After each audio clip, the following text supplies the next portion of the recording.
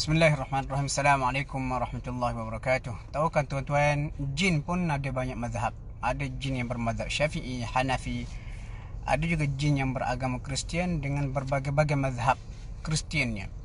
Alhamdulillah pagi ni kita bertemu lagi, pagi yang ke-29 Ramadan, dan insya-Allah saya sekarang ni berada dekat RNR Temerloh. Nak balik raya kapung ni. InsyaAllah pagi ni saya akan buat sinopsis juzuk yang ke-29, sempena hari yang ke-29 Ramadan.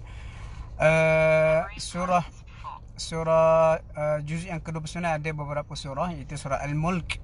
Al-Mulk masuk kerajaan. Sebab apa? Di awal surah Al-Mulk Allah Ta'ala kata pada tangannya segala kekuasaan. Dan antara yang menarik dalam surah Al-Mulk, Allah Ta'ala suruh kita ulang pandang ke langit pada ayat ketiga dan juga 4 untuk mencari kecacatan pada ciptaan Tuhan. Dan pasti kita tidak akan bertemu. Dan ada yang mengatakan ayat ini ulang pandang merujuk kepada prinsip research. Dalam kajian kita ulang buat kajian sehingga kita mencari jawapan yang meyakinkan. Juga dalam ayat-ayat di awal surah Al-Mulk ini Allah Ta'ala sebut bagaimana neraka menjerit kerana terlampau marah kepada ahli neraka yang dicampakkan ke dalam mereka. Dan disebut juga bagaimana dalam neraka besok, katanya ahli neraka apa? Dia kata ayat ke-10 tu, wa qalu law kunna nasma', kalaulah kami dengar, wa na'qil, dan kami berfikir, tak adalah kami dalam neraka. Jadi tuan-tuan, fikir sekarang, bertindak sekarang, jangan menyesal kemudian hari. Dan di akhir surah Al-Mulk ini juga Allah Ta'ala cerita kuasa dia untuk menarik kembali air yang diberikan kepada manusia. Sebab tu kita kalau dikurniakan air, pergi ke apa-apa semua sekali, jangan kita sombong, kedekut, bakhil. Sebab kalau Allah Ta'ala nak, dia boleh tarik air tu. Seterusnya surah yang kedua, surah Al-Qalam. Qalam ni kenapa dia muka Al-Qalam? Qalam tu pena, sebab Allah Ta'ala bersumpah di awal surah ini dengan qalam ataupun pena. Dan qalam ini antara makhluk yang awan dicipta. Selepas ia dicipta, Allah Ta'ala suruh dia tulis takdir yang akan berlaku di dunia. Dan dalam surah Al-Qalam ni antara yang menariknya, kita boleh perhati bagaimana Allah Ta'ala mencela seorang lelaki Quraisy yang kalau kita baca tafsir dikatakan lelaki ini adalah Al-Walid bin Mughirah. Dan Walid bin Mughirah ini Allah Ta'ala sebut ayat ke-16, dia kata sanasimuhu 'alal khurtum, kami akan letak tanda atas batang hidung ataupun belalai dia. Ini satu celaan. Dan dikatakan kenapa dia kata ada tanda atas hidung dia, ketika perang Badar, masa mayat dia ditemui, hidung dia memang putus, dipotong oleh tentera muslimin. Dan dalam surah ini juga Allah Ta'ala cerita mengenai satu petani, pemilik kebun di sebuah negeri, yang mereka cuba untuk mengelak daripada memetik hasil pada waktu biasa, nak mengelak daripada orang miskin yang mungkin menunggu untuk minta sedekah. Lalu Allah Ta'ala musnahkan kebun mereka. Dan ini antara sebab kenapa, kerana mereka tidak menyebut insya-Allah ketika nak petik hasil. Kemudian surah berikut, surah Al-Haqqah. Al-Haqqah ini tanda nama lain bagi kiamat, maksud hari yang pasti akan berlaku. Dan surah Al-Haqqah ini Allah Ta'ala cerita peristiwa kiamat lah. Antara contohnya, orang diberi amalan kitab tangan kanan dan juga tangan kiri.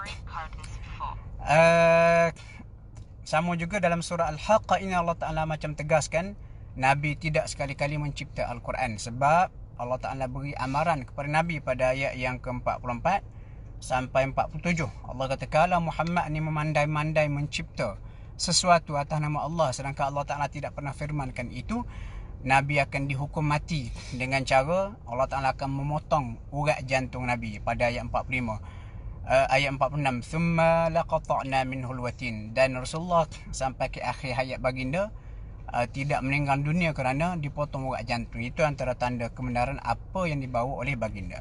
Seterusnya surah Al-Ma'arij. Al-Ma'arij tempat naik. Sebab apa? Amalan malaikat semuanya naik bertemu Allah setiap hari. Ini disebut pada ayat yang ke-4. Dan dalam surah Al-Ma'arij ni antara benda yang penting untuk kita ambil contoh adalah bagaimana sifat manusia yang keluh kesah.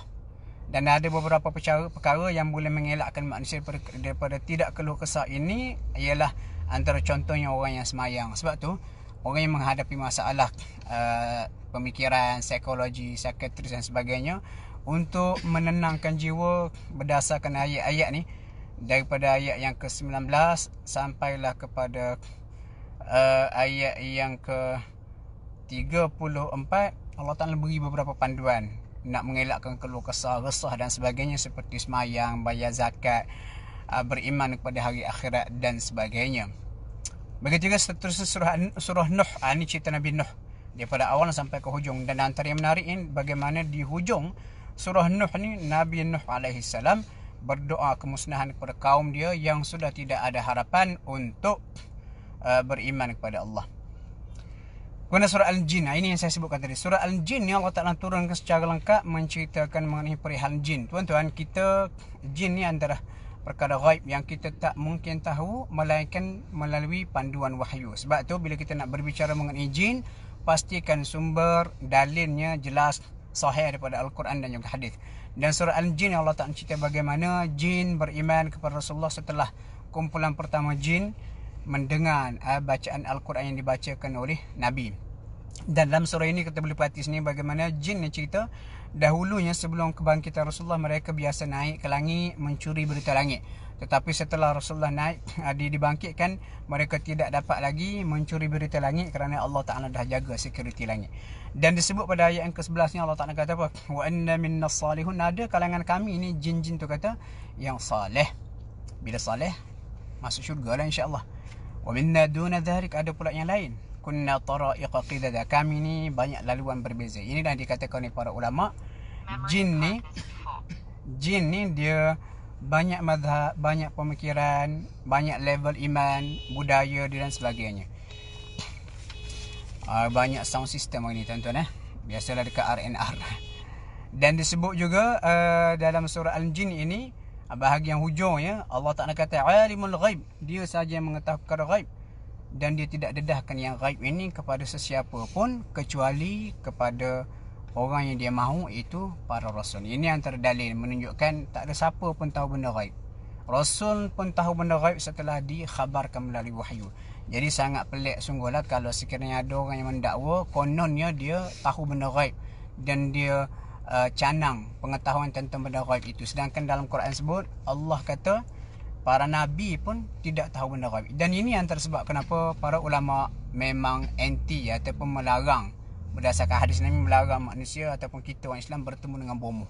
Sebab bomoh ni dia mencabar kuasa Tuhan, dia mendakwa dia tahu. Contoh siapa buat kamu, dia buat macam mana, lepas tu dia letak benda-benda sihir itu macam mana. Ini semua menyanggah nas Al-Quran dan juga sunnah. Seterusnya surah Al-Muzzammil. Surah Al-Muzzammil antara surah awal turun pada Nabi. Bagaimana Allah Ta'ala kejut Nabi dan mengarahkan Nabi supaya solat malam. Dan solat malam disebut di sini, dia kata apa? Inna nasyi'atal laili hiya ashaddu wata'an wa aqwamu qila. Kelebihan malam ini, malam kita lebih tenang, kita lebih fokus untuk beribadat kepada Allah. Dan disebut juga dalam surah ini kepentingan baca Al-Quran secara tartil ataupun tajwid bersama dengan penghayatan. Kemudian surah Al-Muddathir. Muddathir ni orang berselimut juga, cuma dia ada sedikit beza dengan Muzzammil. Muzzammil tadi Allah Ta'ala kejut ataupun gerak Rasulullah untuk solat malam. Tetapi Muddathir Rasulullah ditegaskan supaya bangun memberi peringatan. Tuan-tuan, bila Nabi dilantik sebagai Nabi, itu pada surah Al-Alaq. Iqra' bismi rabbikal ladzi khalaq. Dilantik sebagai Nabi. Bila pula Rasulullah dilantik sebagai Rasul? Apabila surah Al-Muddathir turun. Allah kata, ya ayyuhal muddathir, wahai orang berselimut, qum, bangun, fa'anzir, maka berikanlah peringatan. Jadi bila turun ayat fa'anzir, itu menunjukkan Nabi dah bertanggungjawab untuk memberi peringatan, dan itulah saat baginda dilantik sebagai Rasul. Dan antara yang istimewa dalam surah Muddathir ini adalah cerita mengenai malaikat yang berada dalam neraka ni. Ada berapa tuan-tuan? Ada 19. Allah Ta'ala sebut pada ayat yang ke-30, alaiha 19. Dalam neraka tu ada 19 malaikat. Dan ini sebenarnya menjadi satu ujian kepada musyrikin Quraisy. Mereka rasa pelik, kenapa 19? Sedangkan angka 19 yang sangat unik ini bila dengar oleh ahli kitab, mereka terkejut dan ia menjadi sebab mereka beriman kepada Al-Quran. Sebab benda sama disebut dalam kitab Taurat. Seterusnya surah Al-Qiyamah. Ini banyak cerita pasal kiamat. Kalau saya nak sentuh antara yang menarik, Allah Ta'ala cerita ahli syurga besok pada hari kiamat. Wujuhun yawma idin nadhirah, wajah mereka pada hari itu nadhirah, berseri-seri kerana ila rabbiha nadhirah, melihat wajah Tuhan mereka. Dan ini antara nikmat tertinggi yang insya-Allah kita perolehi dalam syurga besok. Kemudian surah Al-Insan sama juga cerita pasal kiamat, cerita pasal nikmat dalam syurga. Berbagai nikmat dalam syurga, pakaiannya daripada sutera dan sebagainya. Dan yang terakhir juzuk yang ke-29 ini surah Al-Mursalat, angin yang bertiup secara berterusan.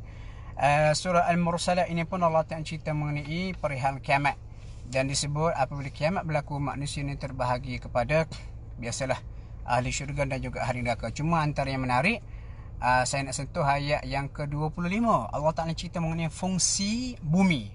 Allah kata, alam naj'alil arda kifata, bukankah kami jadikan bumi ini sebagai tempat simpanan, ahya'a yang hidup, wa amwata dan juga yang mati. Tempat simpanan macam mana? Untuk orang hidup atas muka bumi, mana orang mati tempat simpanan dalam bumi. Unik sungguh ayat ni tuan-tuan. Kenapa para ulama membincangkan, kalau orang mencuri atas bumi, ditangkap, sabit kesalahan, potong tangan. Guna ayat hudud surah Al-Ma'idah. Kalau orang mencuri dalam bumi, maksudnya ada jenis-jenis orang ada penyakit ni, dia curi kain kapan. Ada berlaku. Sebab tu ulama fiqh bincang, benda ni ada berlaku. Bila dia ditangkap kerana mencuri kain kafan, sabit kesalahan, dia juga perlu diberikan hukuman sebab dia melakukan jenayah atas dan juga dalam bumi. Ini antara perbincangan menarik lah pada ayat yang ke-25 dan juga 26. Dan banyak lagi tuan-tuan. Saya kira cukup untuk pagi ni. Sinopsis mudah-mudahan ia akan memberi semangat untuk kita untuk tadabbur Al-Quran.